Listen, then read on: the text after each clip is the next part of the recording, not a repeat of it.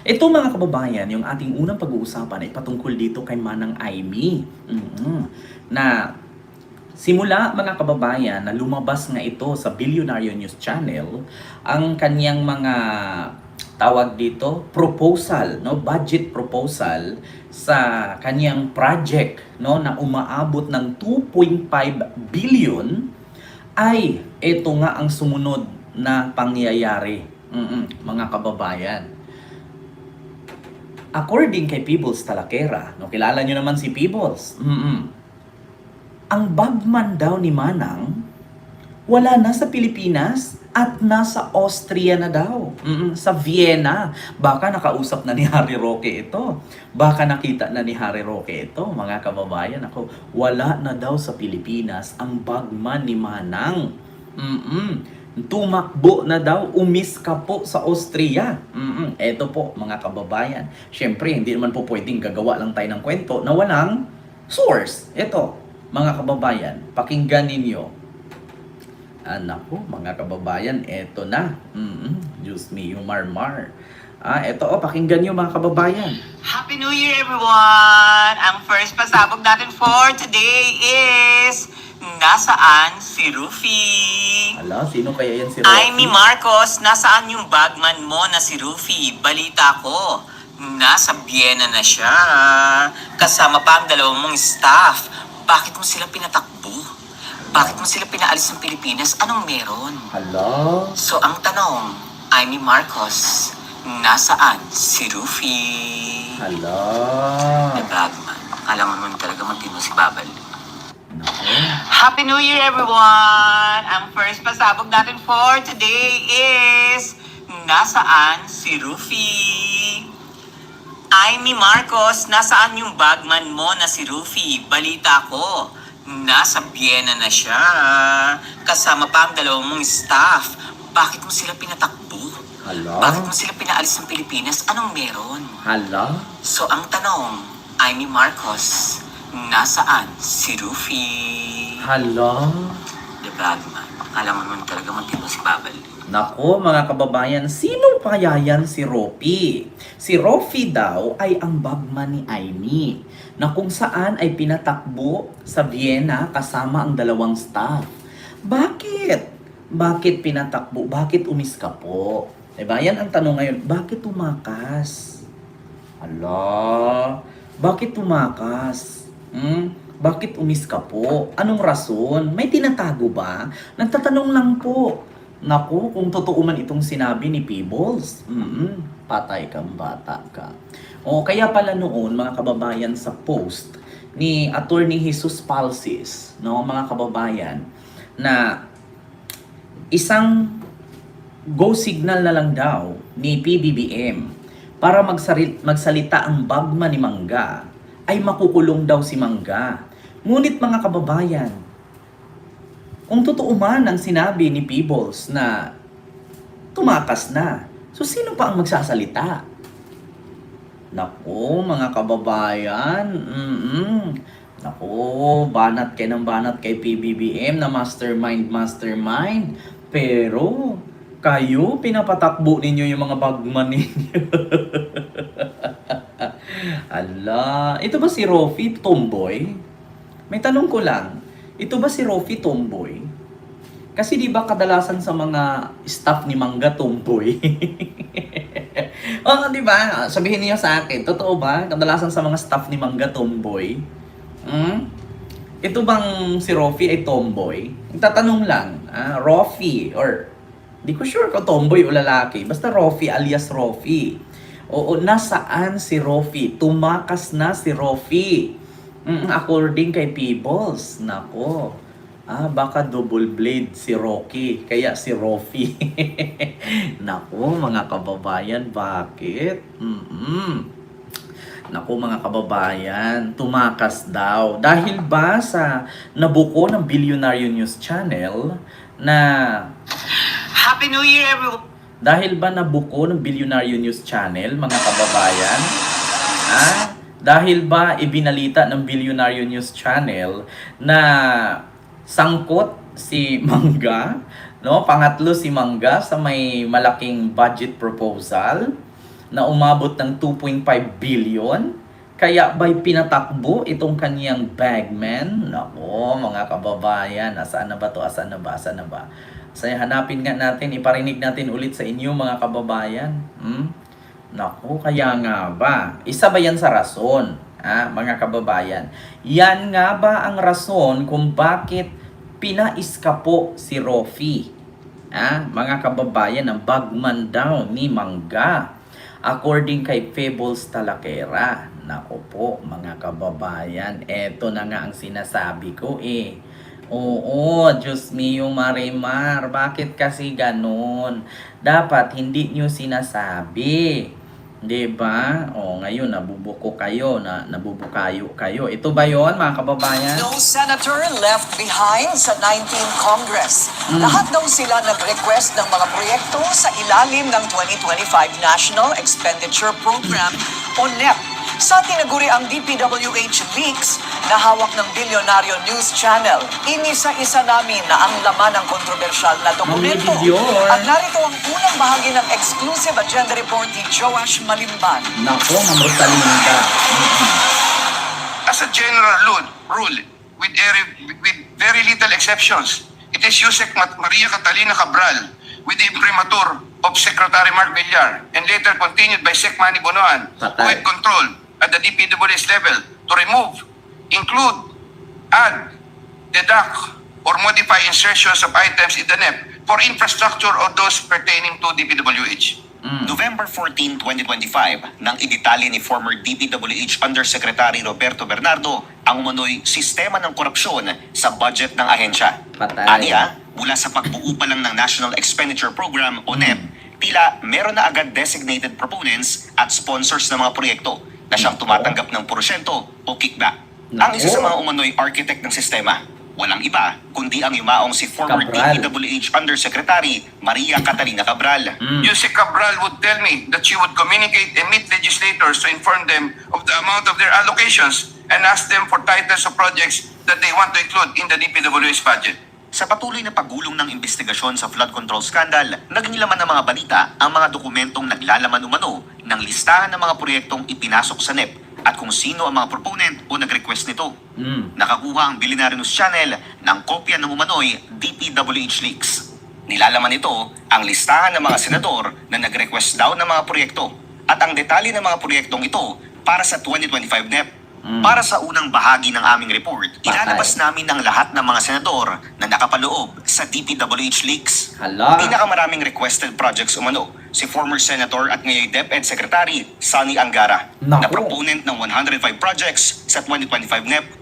July 2024 na-appoint si Angara bilang DepEd Secretary mula sa pagiging isang senador, ilang buwan matapos simulan ang budget setting para sa 2025. Pumapangalawa si Senator Cheese Escudero na may 34 projects. Ikatlo si Senator Joel Villanueva na may 30 projects. Ikaapat si Senator Amy Marcos na may 28 projects. Nako, ayan. Kaapat, may 28 project. So, magkano nga ba ang halaga? Umabot po, mga kababayan, sa 21 billion. No? Lahat ng mga senador na pinangalanan dito sa DPWH leaks ng Billionaire News Channel, ang kanilang mga proposal or budget proposal ay umaabot ng 21 billion. Nako po, 21 billion. At magkano nga ba kay Mangga doon? 2.5 billion daw di umano ang kay Mangga. Nako, mga kababayan, Diyos ko po. Lahat daw sila nag-request ng mga proyekto sa ilalim ng 2025 National Expenditure Program or NEP. Nako po, mga kababayan. Pinag-iinitan ba kamo ng mga DDS? Ibig sabihin yun, Ken, sikat ka. Kaya pala, pakisama si Baba sa mga kurap. Nako, Sir Kendry, di ba? Ma'am Milds Castro, hello po. Nako, ang tanong ngayon, mga kababayan, ayan, Dream Girl TV, hello po. Ang tanong ngayon, mga kababayan, nasaan si Baba? At nasaan si Roffy? Na according nga kay Fables Talakera, tumakas na. At bakit tumakas? Pati pa daw yung dalawang staff Ma'am R. Villegas, hello po. Ma'am Clareta, and kay Nida Malco, hello po. And kay Ma'am Rosalinda Katubig, hello. Naku, ito na. Sir Henry Nunez, good afternoon and happy. Ayan, Happy New Year. Ayan, Rinagi, mega love shout out po. Naku, mga kababayan, eto na nga yung ating mga katanungan ngayon. Kung nasaan? Naku, Rofi. Kung nawawala si si tawag doon missing bride at nakita na, si Rofi naman ang nawawala ngayon. At bali-balita, according kay Peebles, nasa Austria na daw, sa Vienna. Naku po. Lito may galap shoutout Ma'am Lili Tunini, kaya nga ayaw ni Mangga si Buying maging ombudsman dahil dahil nga Ma'am Lili Tunini, mabibisto kasi. Oo, Ma'am Yet Trinanes, hello po. Ayan, Ma'am Maribik Villanueva, di pahanap sa Austria.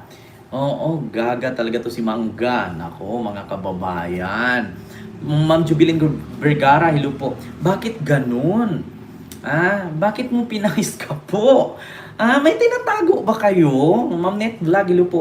Bakit nyo pinapaiskapo? Dapat din nyo pinaiskapo.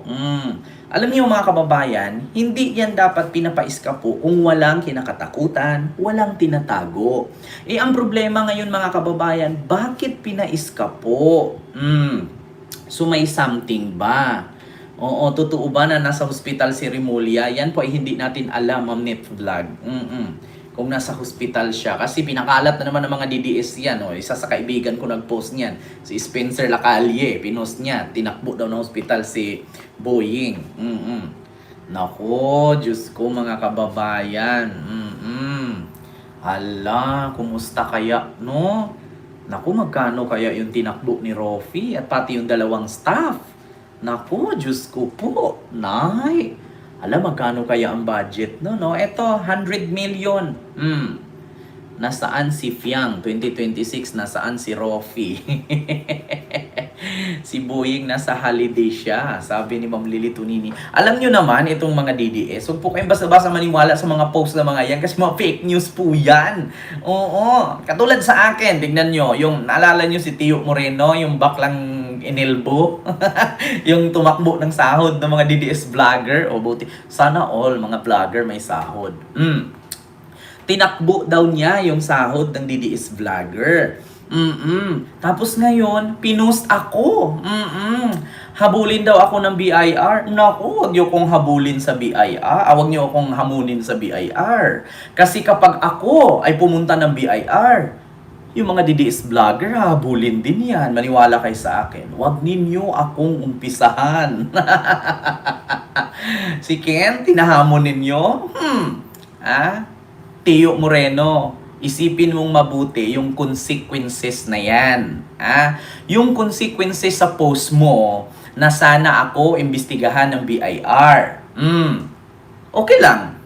Ang tanong, yun bang mga DDS vlogger? Sa tingin ninyo, nagbabayad ba ng mga tax yan? Ikaw mismo, Tio, nagbayad ka ba ng tax? Ikaw mismo, bayad ka ba ng tax? Kasi alam ko, nasa ibang bansa ka ngayon. Diba? Nagtutour around the Philippines, the country kayo. Naku! Sir Kent, may nabasa akong comment na si Tio Moreno daw may frustrated, homicide case. Noon pa yan. Oo, Ma'am Hazel. Isipin ninyong mabuti kung si Kent, ipa-BIR ninyo, baka mapahiya kayo. Isingit ko lang dito, Tio Moreno, pakita ko sa'yo. 14 projects naman ang nakalaan para... Gusto mo makita kung bayad ba ako? Kung may BIR tax ba ako? Kapag ako may ipakita dito, at kayo ang wala, nako, baka magsialisan kayo di oras, baka magsiliparan kayo ng ibang bansa, at hindi kayo tumira sa Pilipinas. Eto wait lang, antay ka, pakita ko sa'yo kung bayad ba ako ng tax. Gusto mong makita? Philippine tax. Eto ka hamunin ninyo ako. Huwag niyo akong hamunin. Eto. Manage Tax Info. Ayan na. Tiyo, gusto mo makita Philippine Tax? Ayan, kaka-renew ko lang oh. 2026. Oh, January submitted. Kaka-renew ko lang yan. Ayan, alangan man magbayad ako ng tax sa Singapore, hindi man ako taga Singapore. Ayan, bayad din ako ng US tax 2023 pa. Submitted yan March 14. Gusto mong malaman, Tiyo, kung ako ba ay nagbabayad ng tax? Ayan po. Ayan po yung aking tawag dito. Ayan po yung aking tax details. Ayan yung aking BIR. O, ayan yung aking BIR, Tiyo. Sa mga naghahanap, kung ako ba ay nakabili ng sasakyan at kung bayad ba ako ng tax, ayan, tax, identification number, Philippine tax, bayad ako, kaka-renew ko lang. Baka naman, kayo, yung mga vlogger ninyo, hamonin nyo ako. Pag ako pumunta ng BIR, ilaglag ko kayong lahat. Magsitakbuhan kayo. Di ba? Baka magsitakbuhan kayo. Hahamon-hamonin nyo ako sa post. Tapos dapat daw, anuhin daw ako. Tawag dito, habulin daw ako ng BIR. BIR. Asaan na ba yun? Ito ba yung post mo, Tio Moreno? Ayan ba yung post mo? Paldong-paldo daw ako, puro ako gold. At ang sabi niya, 22,000 lang daw followers ko, samantalang sa kanya 400k. Hindi daw siya nakabili. Aba, kasalanan ko ba? Kasalanan ko na hindi ka nakabili? 400,000 followers mo, 22,000 lang ako, nakabili ako? Aba, kasalanan ko. Kasalanan ko, wala ka pambili. Mahirap ka na bakla. 'Di ba? Kasalanan ko bang inubos mo sa panlalaki? Yung pera mo? Tapos ngayon, ipopost mo ako? At sasabihin mo, paldong-paldo? Nakalagay shout out sa pro Marcos, pro Romualdez, pro Kakampings at anti-Duterte vlogger na ito, paldong-paldo sana all. Imagine 22k lang followers niya sa social media, nakabili ng Mustang. And so, kung 22 lang, bayad ka ba ng tax? Huwag niyo akong hamunin sa tax. Kasi kapag ako ang magreklamo, baka yung mga DDS vlogger niyo dyan, na binayaran, baka magsiiskapuhan lahat yan. 'Di ba? Huwag mo akong hamunin, Tio Moreno. Huwag mo akong pinaghahamon.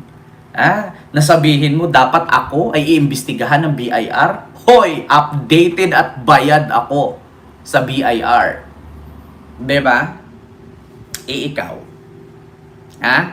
bayad ka ba? Pag ako pumunta ng BIR at ireklamo ko kayo doon, magsiuwian kayo sa kung saang lupalop kayo ng galing. Baka magsiliparan kayo. Hintayin nyo. Si Harry Roque nga, as soon as possible, makakauwi na. Pag ako hamonin ninyo, huwag nyo kayo nahamon, Tio Moreno. BIR, harapin ko kayo kahit saan kayo pupunta. Pero kayo, kaya nyo bang humarap? Hanapin natin. Ito yung pangalan niya dito. Tio Moreno. Ayan, ito ba? Ito ba yon, Tio Moreno? Ito ba yung pinost mo? Grabe, paldong-paldo. Ito ba? Ito ba yung paldong-paldong sinabi mo, Teo? Ito ba, Tio Moreno? Paldong-paldo ako? Paano kung bayad ako sa BIR? At paano kung nagbayad ako ng tax? At paano kung kayo ang tatanungin ko, bayad ba kayo? 'Di ba?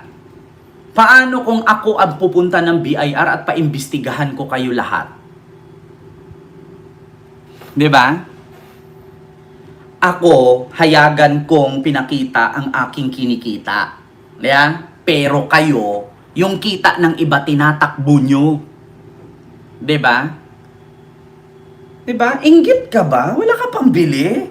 Magtrabaho ka. 'Di ba? Huwag kang mainggit, oy. Diyos ko, magtrabaho ka. Mga kababayan, Ito daw, panibagong blessings daw. 200k plus. Oh. Di ba? Magtrabaho kasi kayo. Di ba? Para kumita kayo. Hindi yung, inggit kayo. My God, ako pa hinahamon ninyo. Sige, magtawag tayo sa BIR. Tignan natin. Pumunta ka ng BIR, magkita tayo sa BIR. Tignan natin kung sino sa ating dalawa ang hindi nagbabayad ng tax. Ipakita mo. Ako, hindi ko kayo aatrasan. Magharap tayo sa BIR. Di ba? BIR baka mo? Huwag niyo kumamunin. Magsama ka pa ng DDS vlogger. Lahat kayo, sumama kayo. Harap-harap tayo sa BIR. Magtatanungan tayo sino ang bayad sa BIR o hindi. Di ba? Puro ka kasi pamakla. Yeah? Puro ka kasi panlalaki. Kaya wala ka ipon. Mag-ipon ka, oy. Hindi habang buhay ganyan ang buhay mo. Tatanda ka rin. Mag-ipon ka. Di ba? Magtrabaho kasi kayo ng maayos. Di ba? Ipopost mo paldong-paldo ako. So naman ngayon. Tapos questionin mo, 22,000 lang followers ko, sa'yo 400, hindi ka nakabili. Aba, kasalanan ko, wala ka pambili. Tapos sasabihin mo pa, bayad ako ni Marcos, bayad ako ni Romualdez. Kung iparating ko yan kay Romualdez at sa Malacanang yung sinasabi mo, malaking kaso yan. Sige. Kung sabihin mo na bayad ako ni Marcos at ni Romualdez, paano kung balikan kita at hanapin ko yung pruweba mo na bayad ako? May maipakita ka? Yan ang tanong ngayon, Tiyo. Diba? Tanong ko kayo ngayon sa'yo, Tiyo Moreno. Paano kung hanapan kita at tanungin kita, kung bayad ako ni Romualdez at ni Marcos, nasaan ang pruweba mo? Baka wala kang maipakita.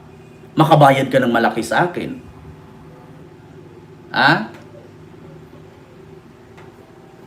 Baka magulat ka. Buong buhay mo, pagsisihan mo yan. Baka kamumuhian ka ng mga DDS vlogger.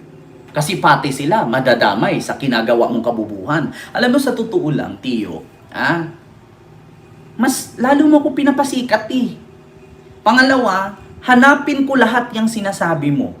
Asan yung resibo na ako paldo? Asan yung resibo na ako bayad ni Marcos? Hanapin ko yan. Ipakita mo sa akin. Diba? Ipakita mo sa akin na ako bayad ni Marcos at ni Romualdez. Sige, may pa-anti-clear pa kayo? Nabayad ako ni anti-clear? Sige. Ipakita ninyo. Kasi pag ako ang maghanap niyan, magugulat ka. Wala kang maipakita niyan, babalikan kita. Good luck sa'yo. Diba? Yan ang tanong, Tiyo Moreno. Ipakita mo yung pruweba na bakit ako naging paldo. Kasi tinag mo dyan Romualdez, Marcos, Kakamping. Tandaan mo, 3 yan. 3 yung pinangalanan mo. Kakamping, Romualdez at Marcos. Paldong-paldo. Doon daw napunta yung mga tax nila. Ang tanong, tax niyo, nagbabayad kayo ng tax? Registered kayo sa BIR? Asan yung mga taxpayer kayo? Asan yung mga tax ninyo? Nabayad kayo? Tapos ako ipa-question ninyo? Bayad ako! Yearly ako nagre-renew. As a vlogger, kayo, asaan? Kaya nga tinakbo mo yung sahod ng mga DDS Diyos mio, Marimar Teo. Tigil-tigilan mo ko yung kabaklaan mo. Undangi ko yut. Ayaw ko yut. Ayaw ko hamuna yut. Kung si Jam Magnon yut, hindi ka pinatulan yut. Ako yut. Wag mo akong hamunin yut. Wala ko inaatrasan yut. Wag mo akong hamunin yut. Wala akong inaatrasan yut. Pumunta ka ng BIR, magkita tayo. Ipakita mo na nagbayad ka rin ng tax mo. At ipakita ko nagbayad din ako ng tax ko. Nang makita natin kung sino ang hindi nagbabayad ng tax, may patagtag ka pa sa BIR? Kapal ng mukha mo. Nagkaroon ka ng payroll kay Lustay na hindi ka naman miyembro ng staff niya. Tapos ako questionin mo? Yut, wag ako yut. Yeah? Itakbo mo na lang yung sahod ng mga kapwa mo DDS yut. Diba? Wag niyo akong hamunin. Ulitin ko ha. Magkita-kita tayo sa BIR. Magkita-kita tayo sa BIR. Mag-set kayo ng date. Sama mo lahat ng DDS vlogger. Tapos i-check namin isa-isa doon kung sino sa amin ang may BIR record. At verified ha. Nang malaman natin. Sinong kakasa sa akin. Tapos na ang pagkasa ko na pag si Digong makauwi sa Pilipinas, end of the year 2025, magigilit ako ng liig. Expired na, hindi nakauwi si Digong. Ito yung aking bagong hamon. Lahat ng mga DDS vlogger, hinahamon ko kayo, pumunta tayo ng BIR kung sino sa atin ang hindi bayad. Sinong kakasa? Aber, dito natin malalaman, sinong kakasa sa akin? Lahat ng DDS vlogger, punta tayo ng BIR. Pakita natin kung sino ang merong record sa BIR na verified. Ha? Yan lang, hiling ko, verified sa BIR. Sinong kakasa? Di ba mga magagaling ket mga matatalino kayo? Punta tayo ng BIR. Ipakita natin kung sino sa atin ang merong record sa BIR. Tiyo, isipin mong mabuti yan, Tiyo. Isipin mong mabuti yan, Tiyo Moreno. Ang consequences, pinos mo ko, tinag mong BIR, hindi ko atrasan yan, haharapin ko ang BIR. Ang tanong, kayo ba? Nagbabayad ba kayo? Nagawa ninyong magtutour around the world? Paikot-ikot kayo kung saan-saang bansa? Europe? Asia? Bayad ka ba ng tax mo? Hintayin mo, Tiyo. Hintayin mo. Gagalaw ako? Isipin mo yung mabuti. Diba? Isipin mong mabuti yan, Tiyo, yung consequences na yan. Kamumuhian ka ng kapwa mo DDS vlogger. Maniwala ka sa akin. Pagsisihan mo yan. Pag ako pumunta ng BIR, isuplong ko kayo lahat doon, tignan ninyo kung saan kayo magngangahan. Yung mga DDS vlogger, ilan ang sasakyan niyan? Ilan ang kondo niyan? Ilan ang pera niyan sa bangko? Naka-toured around the world kayo? Tas hindi kayo bayad ng tax? O baka ngayon pag narinig ninyo, nagsigawaan kayo ng tax. Nagsi-applyan kayo sa BIR. Huwag niyo kong hamunin. Baka dahil dito, mag-uumpisa na ang mga vlogger sa Pilipinas magbabayad ng tax na malalaki. Kasi alam ko na napakadaming vlogger ng DDS na hindi nagbabayad ng tax. Tandaan nyo yan. Hinahamon ko kayong lahat, mga DDS vlogger. Tanong ko lang, bayad ba kayo ng tax? Baka sabihin nyo, hindi monetize yung channel ninyo. Putang ina nyo, huwag nyo ko pinagloloko. Diba? Huwag niyo ko pinagloloko.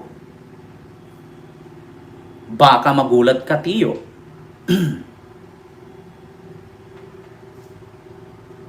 Pagsisihan mo yan. Baka magagalit sa'yo yung mga kapwa mo DDS vlogger. Si Kent Garcia to, Tiyo. Si Kent Garcia to. Kung ikaw may kakayahang ganyan, ako wala.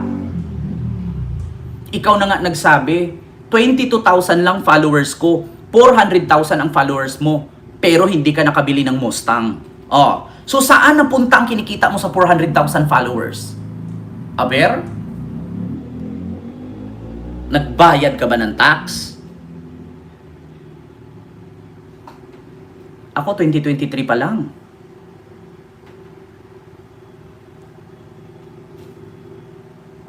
Tandaan mo yan. Take note.